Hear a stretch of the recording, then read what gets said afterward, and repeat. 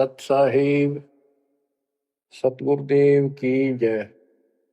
बंदी छोड़ कबीर साहिब जी की जय। बंदी छोड़ गरीबदास जी महाराज जी की जय। स्वामी राम देवानंद जी गुरु महाराज जी की जय हो।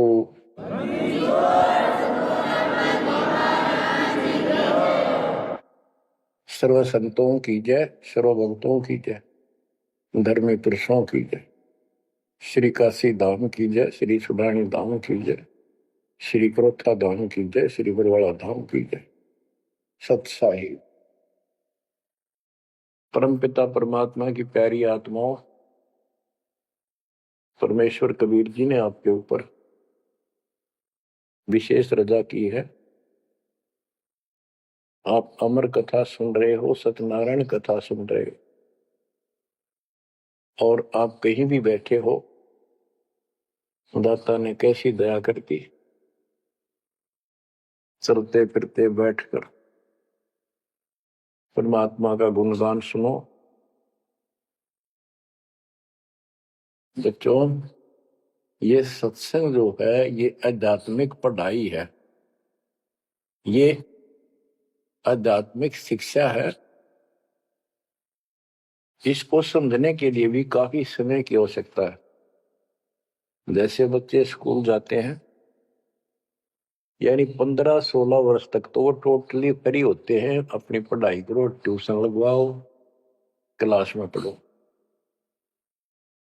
तो ऐसे करते करते वो विद्वान बन जाते हैं, डॉक्टर बन जाते हैं, इंजीनियर बन जाते हैं और बड़ी बड़ी शिक्षाएं प्राप्त कर देते हैं।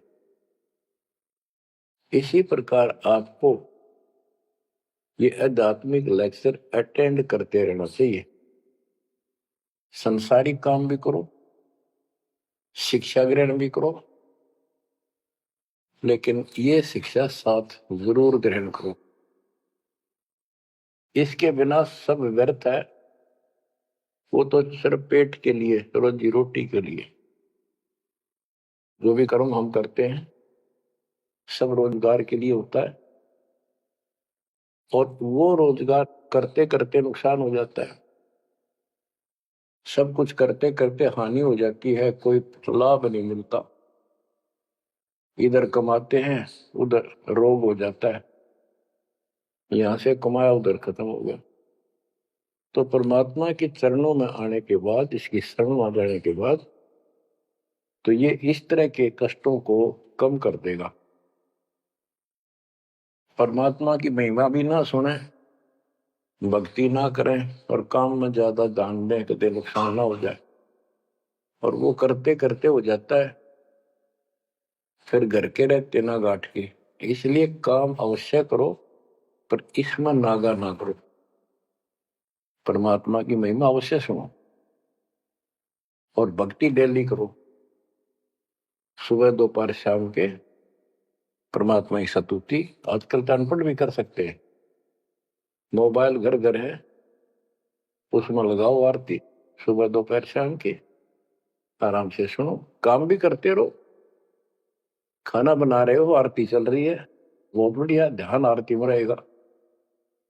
जैसे ड्राइवर गाड़ी चलाते हैं, ड्राइविंग तो बहुत सावधानी का काम होता है, लेकिन उसमें बातें करते रहते हैं, वो चलाता भी रहता है। इसी प्रकार इस समय का ऐसे सदुपयोग करो, सुमन भी करो, गाड़ी भी चलाओ, तो आरती भी लगा लो, उसके अंदर चलते रहो, सुनते रहो। तो परमात्मा ने आपके ऊपर रजा करने में कसर नहीं छोड़ रखी। और अब आप भी चौकस हो जाओ, सतर्क हो जाओ, समर्पित और दृढ़ हो जाओ। तो बच्चों, ये है वो तत्व ज्ञान। और अभी तक तो हमारे को अध्यात्म का सिर पैर भी ज्ञान नहीं था। और जब तक बच्चों हमें विश्वास नहीं होता कि परमात्मा कौन है, इसका प्रमाण कहाँ है, कहाँ प्रूफ है, और हमारी आत्मा इस बात को नहीं स्वीकार कर लेती क्या सचमुच यही सत्य है, तब तक हम भक्ति भी करते रहते हैं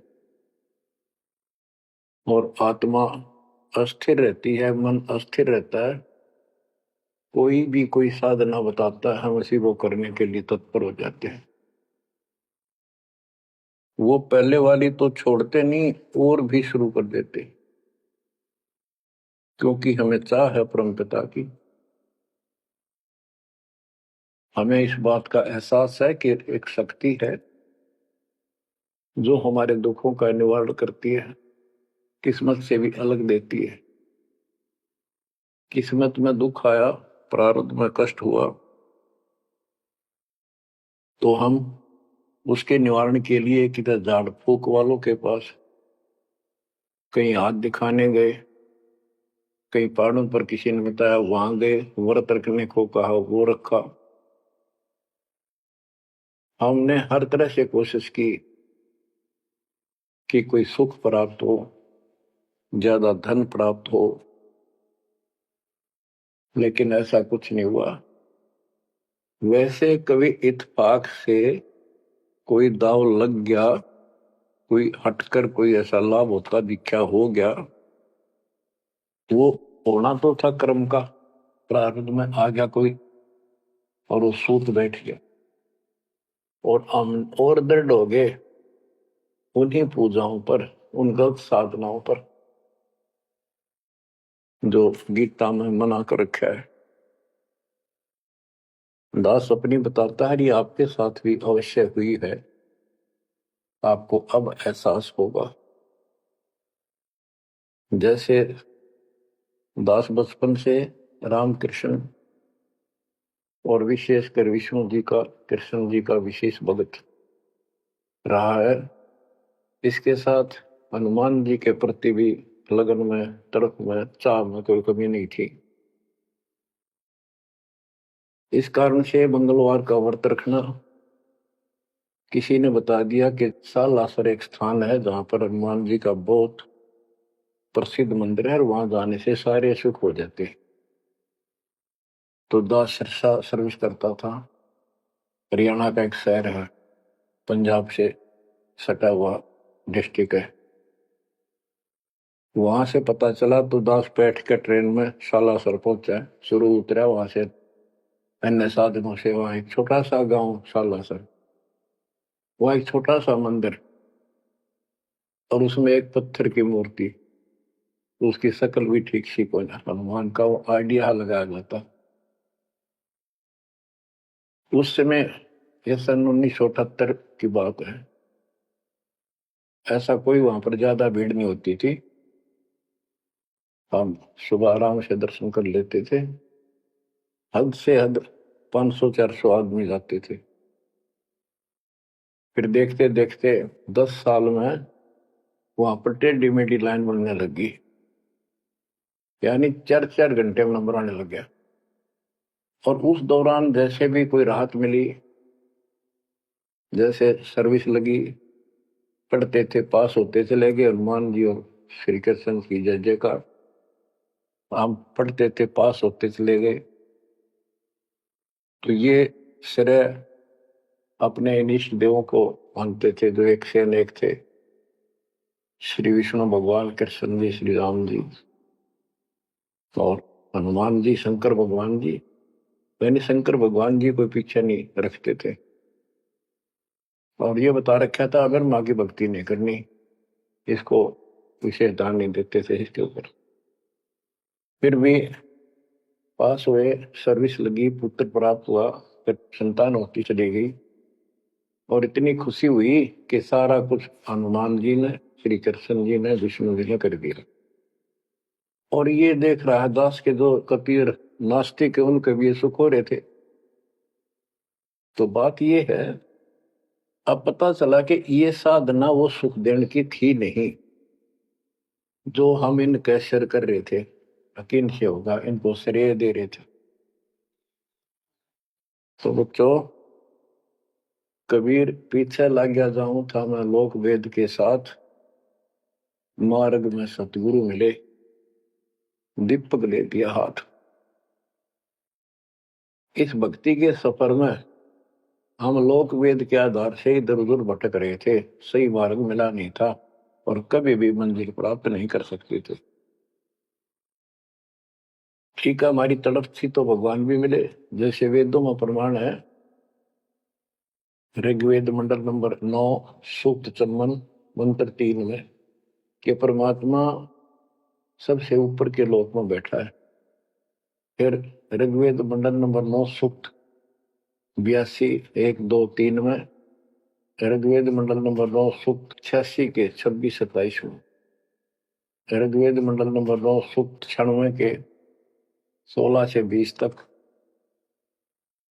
ऋग्वेद मंडल नंबर 9 सूक्त 94 का मंत्र 2, 95 का मंत्र नंबर 1।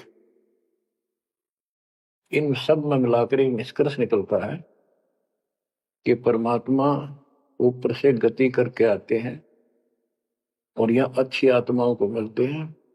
एक कविता काव्यनों यानी लोकोक्तियों, शब्दों, वाणियों, साखियों के माध्यम से अध्यात्म ज्ञान अपने मुख कमल से बोलकर सुनाते हैं और वो एक कवि की तरह आचरण करते हुए वर्जम घूमते फिरते और अपने मुख कमल से वाणी बोल करके भक्ति की प्रेरणा करते हैं और गुप्त भक्ति के, परमात्मा की साधना के गुप्त मंत्रों का आविष्कार करते हैं। जैसे गरीबदास जी ने बताया है, कबीर साहब बताते हैं, गरीब सोहम शब्द हम जग में लाए, सार शब्द हमने गुप्त छिपाए। यानी सोहम शब्द किसी भी ग्रंथ शास्त्र में, जिनको शास्त्र मानते रहे हैं 600 साल पहले पहले, उनमें नहीं है। और सोहम नाम का प्रचलन बहुत पहले से चल रहा है, पर इन किताबों में नहीं था। क्योंकि कबीर साहब कहते हैं, हम बैरागी ब्रह्म पद सन्यासी महादेव, सोहम मंत्र दिया शिव जी को करे हमारी शेष। उनको ज्ञान समझा सबको।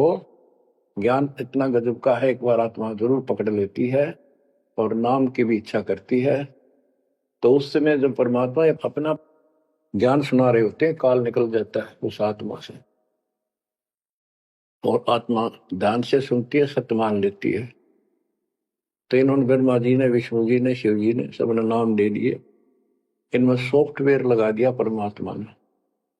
विष्णु जी में हरियम का, शिव जी में सोम का, ब्रह्मा में ओम का, और वही आज हमारे को लगा दिया।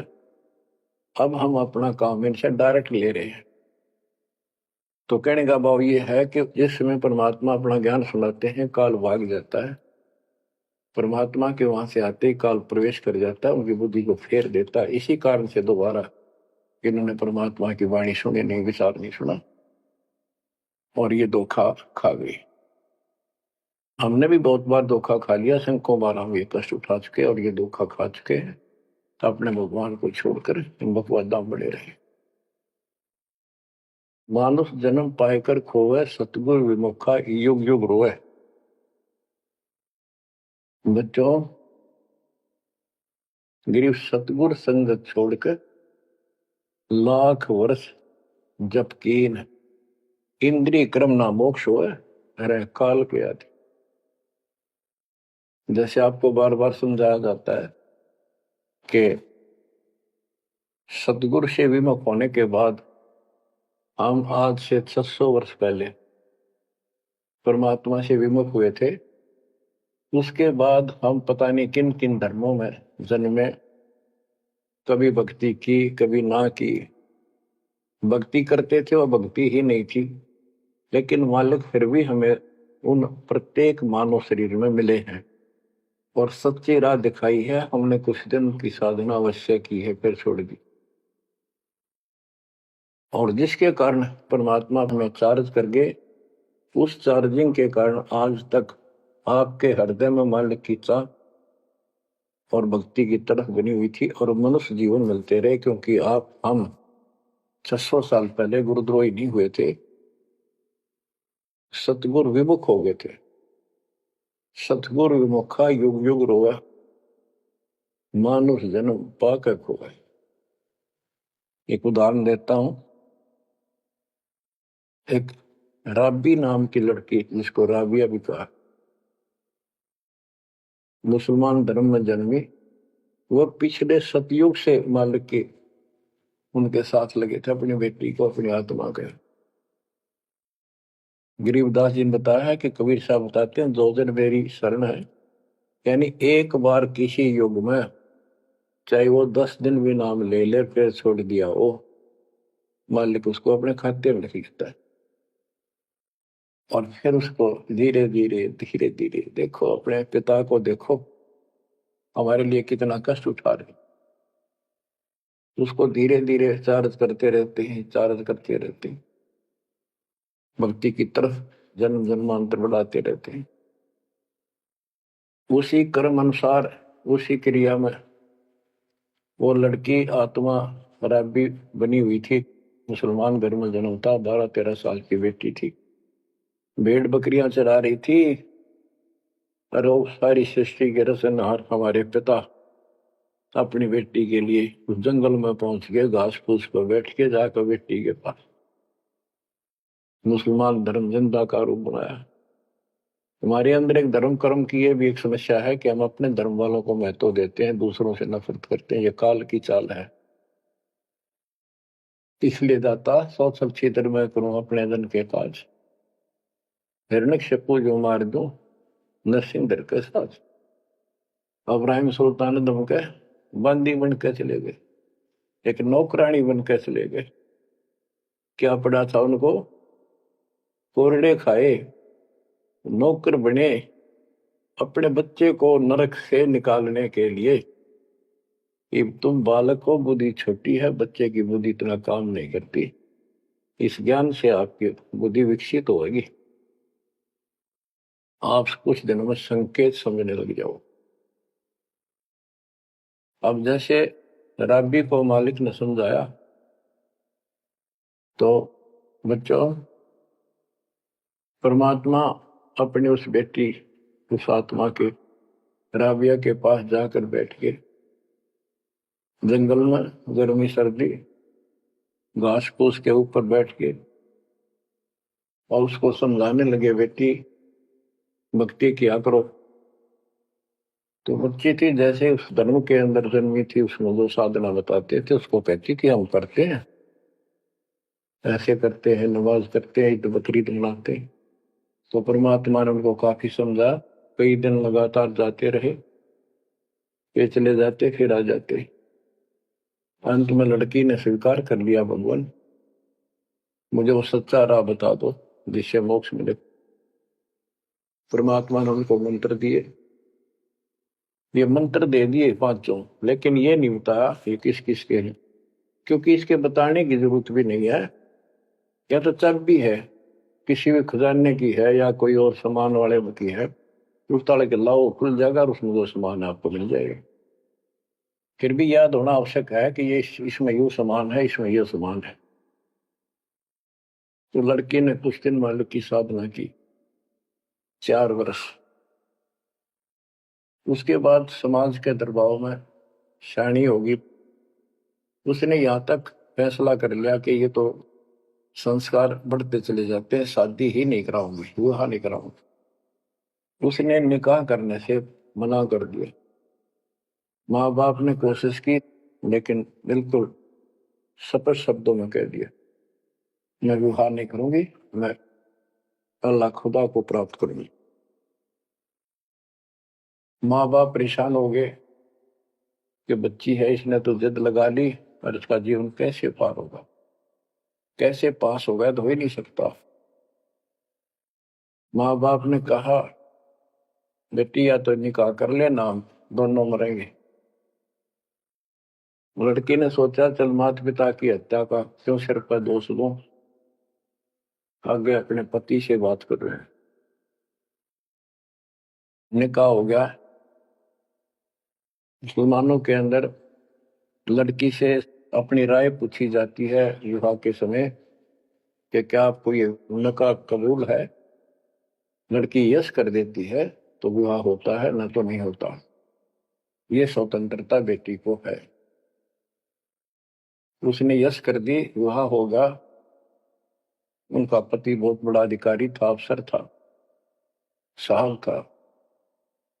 मुसलमानों में एक से अधिक विवाह भी हो जाते हैं, सामान्य बात है। तो उसने यही विचार किया था कि तो शादी और कर लेगा, वहां दबाव बनाऊंगी ना तो मर जाऊंगी, और क्या इलाज है। तो उसने अपने पति से अपना उद्देश्य बता दिया, मैं भक्ति करना चाहती हूँ, मेरी कतई तमन्ना नहीं है कोई शादी और बच्चे पैदा करने की। यदि आप मेरे साथ जबरदस्ती करोगे तो मैं सुसाइड करूंगी। उनका पति भगवान से डरने वाला मुसलमान था, वास्तव मुसलमान था। उसने कहा, राबिया, आपने निकाह कबूल क्यों किया, ये बता। उसने कहा कि मेरी मजबूरी थी, मेरे माता पिता मर जाते, मैं वो दोष नहीं लेना चाहती थी, उनका भी काम बन गया। कि आप बताओ आपका क्या इरादा है। मेरा फाइनल है, या तो मौत या अपनी भक्ति करूंगे। इतना दृढ़ विश्वास देखकर उसने कहा कि राबिया कोई बात नहीं, आप भक्ति करो, मैं अल्लाह के मार्ग में बात नहीं बन सकता, मैं भी भगवान से डरने वाला हूं। लेकिन जैसे आपकी लोक लाज के कारण आपके पिता की समस्या प्रबल थी, इसी प्रकार समाज हमारा भी है, लोक लाज हमें भी है। आप मेरी दृष्टि में, मेरी तरफ से तो मेरी सिस्टर होगी, समाज की दृष्टि में मेरी वाइफ बनकर रहना होगा। वो बोली मुझे मंजूर है। उसके लिए अलग व्यवस्था कर दी, अपनी भक्ति कर, किसी चीज की कमी नहीं आने देंगे। उसने अपनी और शादियां कर ली। अब वो 50 साल की होगी, सब देखा कि ये तो बिल्कुल देवी का रूप है, पलक भी उठाकर नहीं देखती। ये पिछले संस्कार थे, वो बैटरी चार्ज थी, उसमें चाह थी, आगे बैटरी लगी नहीं है, धीरे धीरे नष्ट होगी। या रोड मारा काल मारी, ये बहुत बड़ा षड्यंत्र है। सतगुरु कबीर साहब ने इसको कोई खोल नहीं सकता, इसे बचा भी नहीं सकता। इसलिए सतगुरु की शरण नहीं छोड़नी चाहिए। उसने अपने पति, जो संसारिक दृष्टि के पति से कहा कि मैं हज करने जाना चाहती हूँ। उसके पति ने कहा, बहुत खुशी की बात है, मुझे पुण्य मिलेगा आपके सहयोग में, और कोई व्यवस्था ऊंट घोड़े की करवा देता हूँ, उस पर आराम से बैठ कर जाइए। बोली नहीं, मैं पैदल जाऊंगी, क्योंकि ये आस्था हमारी भगवान के प्रति अहंकार में नहीं, ऐसे जावा तो और बढ़िया है, ये वो शुरू से धारणा है। उस समय साधन भी नहीं होते थे, ऊंट घोड़े होते थे, रेगिस्तान में ऊंट ही चलते थे। बोली नहीं, मैं पैदल जाऊंगी। राबिया पैदल जा रही थी, रास्ते में कुआं था, उसमें बाल्टी और रस्सा नहीं था। एक कुतिया वहां पर बहुत बुरी तरह रो रही थी, कभी कुएं की तरफ जा रही थी, राबिया के चरणों की तरफ आ रही थी। वो समझ गई कि प्यासी है, और साथ में बच्चा है, मरेगी की बच्चे भी मरेंगे। आओ देखा ना ताओ देखा, दया बिना दरवेश कसाई। वो दरवेश थी, संत थी, दयालु थी, असली मुसलमान थी। उसने अपने बाल पाड़े सिर के, रस्सी बनाई लंबी, वो 100 फुट नीचे पानी होता था, और फिर अपने कपड़े निकाल कर शरीर के उसके बांध कर नीचे भिगो के बाहर टपकाए, निचौड़े एक मटके के टूटे हुए पात्र में। कुतिया ने जी भर का पानी पिया, और लड़की ने अपने जो सिर के बाल पाड़े, थोड़ा बहुत खून निकला था, रक्त, ब्लड को साफ किया, कपड़े पहन लिए, मक्का के लिए चलने लगी। वो मक्का उठ के कुएं के साथ आकर खड़ा हो गया। लड़की ने तो जाना ही मक्का में था, एकदम प्रवेश कर गई।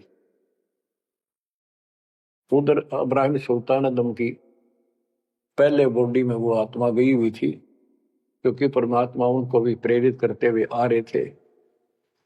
जो इब्राहिम सुल्तान दम बाद में सम्मान बना, तो जिनको ये ज्ञान हो जाता था, वो अपने धार्मिक मेलों में जरूर जाते थे औरों को समझाने के लिए। तो इब्राहिम सुल्तान दम वाली आत्मा वहां गई हुई थी, लोगों में चर्चा हुई, वे मक्का गया कहाँ। हद होगी, मंदिर ही नहीं है यहाँ पर। तब अब्राहिम सुल्तान अदम कहता है, गरीबदास जी बताते हैं, सुल्तान अदम मक्के गया, मक्का नहीं मकान, गया रांड के लेन को यूं कह अदम सुल्तान। लोग बोले रे क्या बोल रहा था, फिर इतने में वो मक्का वापस आ जाता है। और उसमें से राबिया निकली। राबिया देखी, लोग भाग कर प्रवेश किया, देखा तो एक राबिया ने एक लड़की, उसने अपना परिचय दिया। पूरे मुसलमान समाज में ये बात फैल गई, चर्चा का विषय बना कि भक्ति हो तो राबी जैसी, भक्ति हो तो राबी जैसी, जिसके लिए मक्का उड़कर चला गया जहाज के समान, एयरप्लेन के समान। तो वह हज के लिए गए हुए व्यक्ति अब्राहिम सुल्तान से बोले, अरे भले आदमी, तो एक देवी को क्या कह रहा था गया रांड के लेने को, नो कह तुम सुल्तान एक नकमी आत्मा को यो मक्का लेने गया है। तेरा तो भाई दिमाग खराब हो गया, ऐसी देवी के बारे में ऐसे शब्द बोले, तुझे पाप लगेगा, दोजख में जाएगा। तब उसने उनको बताया, ये कभी आत्मा इसके लिए आए थे, इसको वहां मिले थे ऐसे ऐसे, और इसने वो सत भक्ति छोड़ दी, क्योंकि परमात्मा साधु रूप में कहीं प्रकट हो जाते हैं, ये उनका एक नियम है, अच्छी आत्माओं को मिलते रहते हैं। तो अब्राहिम सुल्तान वाली आत्मा को बताया था कि ऐसे एक राबी नाम की बेटी है, उसको भी मैंने ज्ञान दिया, पर नालायक ने वो भक्ति छोड़ दी, दुख पाव में। तो उसने बताया कि इसको सत भक्ति मिली थी, डरे डोना ही है यार, उस पिछली साधना के कारण ये सब कुछ हो रहा है। परंतु उन लोगों के अबन में कहाँ समाने वाली थी अब बात, तो अक्षरों में। उस जीवन को पूरा करके वो लड़की, वो आत्मा अगले जन्म में एक बांसुरी नाम की लड़की बनी, जन्म हुआ। धार्मिक शब्द सुनाया करती थी, बड़ी प्रबल, क्योंकि प्रेरणा थी, उसमें भी अनमैरिड रही वो। और यहां तक विचार कर लिया कि ये सुना है मक्के में जो मरता है वो सीधा जन्नत में जाता है, स्वर्ग में। तो इससे बड़ी अवसर कहाँ मिलेगा, अगर दोस्ता होगी। मक्के में अपनी गर्दन काट दी और चढ़ा दी, सब जगह ये चर्चा होगी, भाई बांसुरी तो जन्नत में जाएगी, सिद्ध दरवाजे खुले हैं। अब बताओ, वो तो लोक वेद था, तत्व ज्ञान क्या कहता है। उसके बाद वो लड़की अगले जन्म में फिर लड़की रूप में जन्मी, युवा होकर वैश्या का जीवन दिया, सारा जीवन गंदे कर्म करो, एक भी अच्छी सोच नहीं, छोड़ दिए कर्म काल में। मानुष जन्म पाकर खोए, सतगुर विमुखा युग युग रो। वो फिर मर गई उस गंदे जीवन को भोग, पाप इकट्ठे करके ढेर लाख। उस 3-4 साल की साधना से उसको मनुष्य शरीर मिलते रहे। उस दौरान परमात्मा ने कोशिश की, लेकिन वो रंग में रंग चुकी थी। बांसुरी वाले में खुद गायक बन गई, लोग प्रशंसक हो गए, बड़े बड़ी अल्लाह का ज्ञान सुनाती है। और वैसा बनने के बाद उसी कर्म वैसे फूट लिए, अच्छे बात समझ में नहीं आई। वो फिर मृत्यु को प्राप्त हुई, वैसा का जीवन, गणका का जीवन भोग कर फिर वो शेख तकी नाम के एक धार्मिक मुसलमान पीर के घर जन्म लिया बेटी के रूप। 11 वर्ष की 12 वर्ष की आयु पूरी करके वो मर गई, समय संस्कार पूरा हुआ। परमात्मा कहते हैं, सोच अच्छी दर मैं करूं अपने जन पे काज, उस आत्मा को फिर अपने चरणों में लेना था, अपनी प्यारी आत्मा। जो जन मेरी शरण है ताका हूं मैं दास, केल के लाग्या करूं जब तक धरती आकाश। तो कारण बनाया, शेख तकी के मन में ये धारणा पैदा की कि राजा सिकंदर लोदी से, जो उसका धार्मिक पीर था शेख तकी, उसने कहा कि आप कहते हो, इसने कबीर ने रामानंद जी को जीवित कर दिया, गर्दन काट दी थी आपने, और आपका जलन का रोग ठीक कर दिया। कमाल जिंदा कर दिया। वो तो वैसे उसमें सदमे में था, वो ऐसे वैसे हो जाता, इत्तेफाक उसको जीवित होना था, इसका कबीर का नाम बन गया। जब जानू मैं इसको, मेरी बेटी को जिंदा कर दे जो कब्र में दबी हुई है, 15-20 दिन हो गए। तो कबीर साहब से कहा गया, कबीर साहब ने कहा कि आसपास के लोगों को बता दो कि आ जाओ, एक कमाल होगा। उस शेख तकीर ने ढिंढोरा पिटवा दिया कि इसकी बेइज्जती हो तो छक्का हुआ है, मूर्ख बना रहा। उधर कबीर साहब ने कह दिया कि भाई खूब बुला लो, आसपास जितने बुला सकते हो, सबके सामने देखते हैं परमात्मा की क्या रजा होती है। हजारों व्यक्तियों के सामने कब्र फुड़वा दी, उसमें 100 पड़ा था। कबीर साहब ने कहा एक शेख तकी की बेटी जीवित हो जा। लड़की नहीं जीवित हुई, फिर दोबारा कहा, फिर भी जीवित नहीं हुई। शेख तकी नाचन लग गया, खुल गई पोल डोंगी की। देखो ये बकवास करता था, सुन लो भाई, है डोंगी पाखंडी झूठा। तो परमात्मा ने कहा कि शेख तकी तू कोशिश कर ले। तो और दूसरे बोले जी ये कुछ करने दोगा होता था, अपनी बेटी ने कौन मिट्टी में दाबा है, आप पर दया करो। तब कहा है कबीर की बेटी जीवित हो और बाहर आ बेटा। इतना ही कहना था, सारा शरीर में कंपन हुई, डेड बॉडी जीवित होगी, और उठ के बेटी बाहर आ गई, मालिक के चरणों में मस्तक टेका। 1.5 घंटा तक अपनी पिछली गलतियां और कबीर भगवान की समर्थता सबके सामने बताई, और कहा कि ऐसे ऐसे मुझे भगवान मिले थे अल्लाह, ये खुद अल्लाह अकबर है, पूरी सृष्टि के रचने वाले, सबके दुख दूर करने वाले। मेरे कर्म फूट गए, मैं इनको छोड़कर ऐसे ऐसे गंदे जीवन जी के मैं आज फिर इनकी कृपा हुई, मेरे जीवन शेष नहीं था। पशु पक्षी बनने वाली लाइन में खड़ी थी, ये परमात्मा वहां पहुंचे और धर्मराज के दरबार में मुझे पेश किया, वहां से मेरे कागज निकाल दिए और मुझे साथ लेकर यहाँ के छोड़ा। बोलो सतगुरु देव की जय हो, बंदी छोड़ कबीर साहिब की जय हो।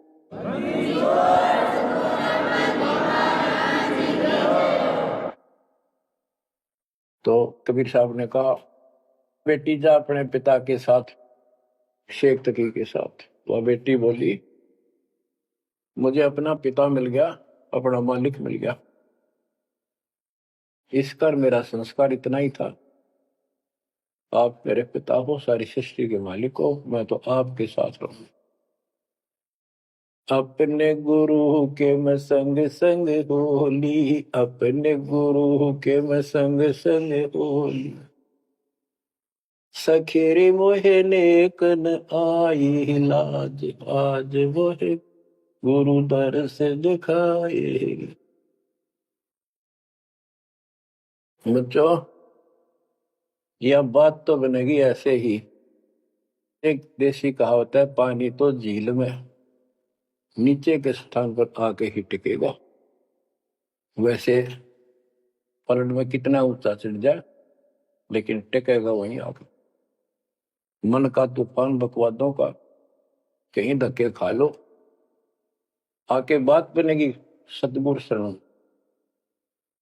गरीबदास जी कहते हैं गरीब सतगुरु संगत छोड़कर लाख वर्ष जब की, इंद्रिय कर्म ना मोक्ष हो, रहे काल के आखी है। सतगुरु पूर्ण संत की संगत छोड़कर चाहे लाख वर्ष तक ये जप करते रहियो, चाहे ये जाप करते रहना, इसका कोई यूज नहीं होगा, क्योंकि कनेक्शन कट चुका होगा, मर्यादा भंग होगी। गुरु बिन माला फेरते, गुरु बिन देते दान, गुरु बिन दोनों निष्फल है, वो व्यर्थ जाएंगे। तो बच्चों परमात्मा हमारे लिए भटक रहे हैं, इन पिछली गलतियों से सबक लो, इनको फिर से ना दोहराना। जैसे आपको बताया है कि कबीर भगवान है, ये सारी सृष्टि के रचने वाले हैं, ये हमारे पिता, हमारे जनक है, हमारे कष्टों को दूर करने वाले संकट मोचन यही है। लेकिन हम इनको छोड़कर अन्य उपासना करते रहे हैं। जैसे गीता अध्याय 16 श्लोक 23 और 24 में स्पष्ट कर दिया है कि शास्त्र विधि को त्याग कर जो अपनी मर्जी से इच्छा से मनमाना आचरण करते, मनमानी साधनाएं करते हैं जो शास्त्रों में प्रमाणित नहीं है, उनको न तो कोई सुख हो, न कोई सिद्धि प्राप्त हो, कार्य सिद्ध हो जिससे, और न उनकी गति यानी मोक्ष हो। तो भक्ति करते इसी के लिए है। ये तीनों नहीं हुए तो उस भक्ति का फायदा क्या, जड़े ढोने वाली बात। तो बच्चों, आपको बताया सभी वेदों और ग्रंथों से सिद्ध कर दिया कि कबीर भगवान है। वेदों को तो पूरा विश्व मानता है और हिंदू समाज तो इस पे कुर्बान है। उसके बाद दूसरा नंबर गीता वेदों से भी प्रथम आ चुकी है वर्तमान में, क्योंकि इसमें ज्ञान बिल्कुल संक्षिप्त में और बहुत तिरपाई सीरीज में। तो इसलिए इनमें सबसे आपको प्रमाणित कर दिया कि कौन सी भक्ति करनी है, कौन सी ना करनी है। गीता अध्याय 16 के 23 में तो बता ही दिया कि शास्त्र विधि को त्याग कर मनमाना आचरण करते उनको कोई यूज नहीं। 24 में कहा कि इससे तेरे लिए अर्जुन शास्त्र ही प्रमाण है, कर्तव्य जो साधना करने योग्य है और अकर्तव्य जो ना करने वाली है, इन्हीं के आधार से करो। गीता अध्याय 9 श्लोक 25 में कहा कि भूत पूजने वाले भूतों को प्राप्त होंगे, पितर पूजने वाले पितरों को प्राप्त होंगे, देवताओं की भक्ति करने वाले देवताओं को प्राप्त होंगे, और मेरी भक्ति करने वाला मुझे प्राप्त होगा। अपनी साधना का पूरी गीता में 8वें अध्याय के 13वें श्लोक में एक मंत्र बताया है, ओम इति एक अक्षरम ब्रह्म व्यवहारण माम अनुसमरण यह प्रयाति तजन देव से याति प्रभाव। मुझ ब्रह्म का केवल एक ही मंत्र है जिसका जाप करना अंतिम शास्त्र जो इसकी साधना करता है वो मेरे से इस ओम से प्राप्त होने वाली गति को प्राप्त होता है। वो गति कौन सी है, इसके लिए आपको, क्योंकि ये एक लेक्चर है, पीरियड है जो दास आपको दे रहा है, और इसमें टीचर पहले दिन से लेकर 1 साल तक यह पढ़ावा है, तब जाकर के बच्चों के दिल में स्वभावत है 100 बार पढ़ा ले तो भी पढ़नी पड़ती है, तभी उसके ऊपर विश्वास उतर जाता है, वो हृदय में जम जाती है। श्री देवी भागवत के 6ठे सकंद में हिमालय राजा को देवी, वो देवी का परम भगत था, कुछ बातें नहीं हो रही थी, तो उसने कहा मुझे मोक्ष दो। धन तो बहुत दे दिया आपने, तो उसने कहा मोक्ष, ये झूठ बोले ने ज्ञान तो है नहीं, और उस भक्ति का ज्ञान इनको, क्योंकि उन्हें वो खत्म कर दिया जो मूल ज्ञान था, सूक्ष्म वेद का वो पार्ट हिस्सा। तो इसने कहा कि ओम का जाप कर। राजा हिमालय से श्री देवी ने कहा, दुर्गा ने, ओम का जाप कर और सब बात छोड़ दे, वो ब्रह्म दिव्य आकाश रूपी ब्रह्म लोक में रहता, उस ब्रह्म को प्राप्त हो जाओगे, तुम्हारा कल्याण हो। गीता अध्याय 8 श्लोक 16 में बताया है कि ब्रह्म लोक में गए वे भी सब पुनरावृत्ति में है। गीता चारों वेदों का सारांश है, ये वेद है। जितना इसमें वेदों वाला ज्ञान है वो सत्य है, कुछ काल ने अपना मिलावटी किया है, वो अलग दिखाई देता है, वो केवल युद्ध कराने के लिए अटकलबाजी इसने की है और बीच में अपना तड़का भी लगाया है। वो साफ निर्णय हो गया, क्योंकि सूक्ष्म वेद सब कुछ है, उससे सभी छट गया अलग अलग से, ये गलत है ये ठीक है। तो ब्रह्म लोक में गए हुए भी पुनरावृत्ति में पुनर्जन्म होता है, गीता अध्याय 4 श्लोक 5 में इसने स्पष्ट कर दिया, तुम तेरे मेरे बहुत जन्म हो चुके हैं, तू नहीं जानता नहीं है। गीता अध्याय 2 श्लोक 12 में यही 10 के 2 में बताया कि मेरी उत्पत्ति तो हुई है, लेकिन ये ऋषि देवता नहीं जानते, क्योंकि ये मेरे से उत्पन्न हुए। फिर उस ज्ञान को जैसे जहां से शुरुआत हुई थी कि परमात्मा सतलोक से सबसे ऊपर के लोक में रहता, वहां से चलकर गति करके आता है, अपना सच्चा ज्ञातम ज्ञान खुद बोलकर बताता है। गीता अध्याय 4 श्लोक 32 में, ये कोड वर्डों में है गीता ज्यादातर, उसमें बताया कि जो ज्ञान ब्रह्मणे मुखे सचिदानंद घन ब्रह्म ने अपने मुख कमल से बोली वाणी में बोला है, उस वाणी में विस्तार के साथ लिखा है, उससे ये पूर्ण मोक्ष होगा, फिर कभी जन्म मरण नहीं होता। उसके बारे में चौथे अध्याय के 34वें श्लोक में कहा है कि उस ज्ञान को तत्वदर्शी संतों के पास जाकर समझ, उनको दंडवत प्रणाम करने से, कपट छोड़कर उनकी सेवा करने से वो तत्वदर्शी संत जो तत्व ज्ञान का उपदेश करेंगे। गीता अध्याय 15 श्लोक 1 में स्पष्ट कर दिया है, जो इस उल्टे लटके हुए संसार रूपी वृक्ष के सभी विभाग का नारा नारा ज्ञान बता देता, सभी विभागों का पार्षद सवेदवित वो वेद के तात्पर्य को जानने वाला है।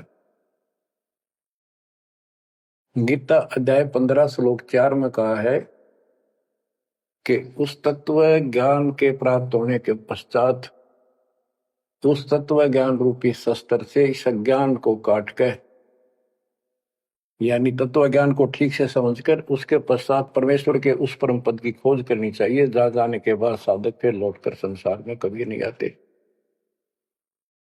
और उसी की भक्ति करो जिसने सारे संसार रूपी वृक्ष को बनाया है, सृष्टि रची है। बच्चों, ये है वो तत्व ज्ञान, ये है वो मूल ज्ञान, सार ज्ञान निष्कर्ष निकाल के रख दिया गया है। अब गीता बोलने वाले ने कहा है कि उस तत्व ज्ञान के अंदर सब कुछ निष्कर्ष है, उसको समझो। यही कुरान शरीफ के अंदर, कुरान मजीद के अंदर सूरत फुरकानी 25 आयत 52 से 59 में यही स्पष्ट किया है, वो कबीर नाम का परमात्मा है जिसने सारी सृष्टि रची, जिसने सब आपको संतान माता पिता का रूप दिया, सबके कर्मों को वो काटने वाला है, सबके कर्मों को ठीक से जानता है। 6 दिन में सृष्टि रच के जो 7वें दिन तखत पर जा विराजा, उसकी खबर किसी बाखबर से पूछो। गरीबदास जी कहते वेद कतेब एक है भाई, और वेद कतेब का ज्ञान है दूर, वो संतों का मार्ग दूर। ये अधूरा ज्ञान है, जब इसमें स्पष्ट है ही नहीं, जब ये कह दिया कोई और बताओगा तो वो और अब आपके सामने है, आपको प्राप्त हो चुका है। अब भी बच्चों नहीं समझोगे तो कौन सी विधि अपनाएं जो आपकी आंखें खोले। कबीर द्वार धनी के पड़ा रहे, धक्के धनी के खावे, 100 काल झकझोरी कर द्वार छोड़ नहीं जावे। अब आपने इतना करना है, इस ज्ञान को समझकर मालिक से दूर ना होना, सतगुरु विमुखा मत हो जाना। इसमें आपको अच्छा लगे चाहे कोई कष्ट लगे, वो कष्ट भी गॉड गिफ्ट होगी। हो सकता है पता नहीं कौन सा पाठ सा कष्ट आपका हल्के में टल रहा हो, पर जल्दी ना करा करो, और तो धरती पर कहीं जा रही हो तुम्हें कभी राहत नहीं मिलेगी। तो बच्चों, मानत ना मन मोरा साधो, मानत ना मन मोरा रे, बार बार मैं ये समझाऊं जग में जीवन थोड़ा रे, बार बार मैं ये समझाऊं जग में जीवन थोड़ा। दुविधा दुर्मति चतुराई में जन्म गया नर तोरा रे, अब भी आने में लो सत्संग में, करो गुरु ज्ञान पर गौरारी। अब भी आने मिलो सत्संग में, करो गुरु ज्ञान पर गौरारी। शरण पड़े को गुरु संभाले, जानिक बालक भोला रे। कह कबीर तुम चरण चित राखो, जो सोई में डोरा रे। कह कबीर तुम चरण चित राखो, जो सोई में डोरा रे। मानत ना मन मोरा साधो, मानत ना मन मोरा रे। बार बार मैं ये समझाऊं, जग में जीवन थोड़ा रे। बच्चों, जैसे धागा सुई में चिपका रहता है, ऐसे लटके रहियो परमात्मा के दास के चरणों, मोक्ष मिलेगा सत साहिब।